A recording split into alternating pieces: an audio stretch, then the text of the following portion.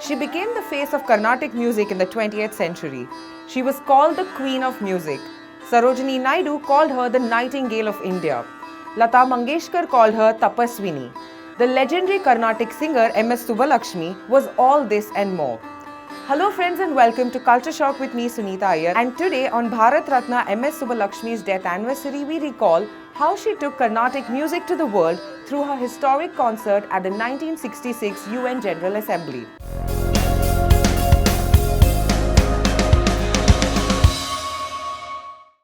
Born in Madurai on September 16, 1916, in a family of traditional performing artists, MS Subbulakshmi's life was filled with various achievements. Among them was a concert at the United Nations General Assembly in New York in 1966, the first ever by an Indian. By the mid-1960s, MS Subbulakshmi had already become an iconic Carnatic star.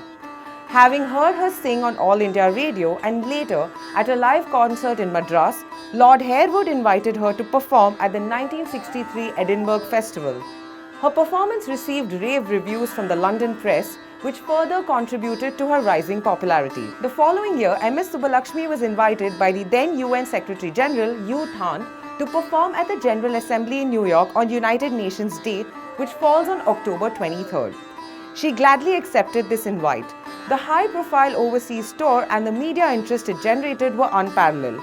It started on September 19, 1966, where she first sang in Geneva at the Redoubt Villa in Bonn, where Beethoven had once performed. She then performed in Paris at the Guimet Museum before arriving in London on September 30th. On Gandhi Jayanti, she sang bhajans at the Indian House in the presence of the Indian ambassador before leaving for the United Nations in New York. On the afternoon of October 23, 1966, MS Subbulakshmi mounted the stage wearing yet another unique silk sari, dazzling diamonds and the usual circlet of jasmine and roses in her hair.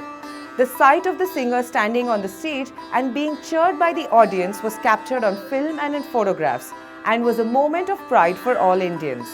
Introduced to the audience by C.V. Narasimhan, the then Under Secretary General of United Nations, as the First Lady of Carnatic Music, Subbulakshmi began with a Sanskrit Guru Vandana in praise of Dakshinamurti. From there on, she held her audience in thrall, taking them on a grand journey of various songs in every South Indian language. She concluded the concert with an anthem for universal friendship and world peace called Maitriyam Bhajata, which became a regular feature in almost all her subsequent concerts for the rest of her life.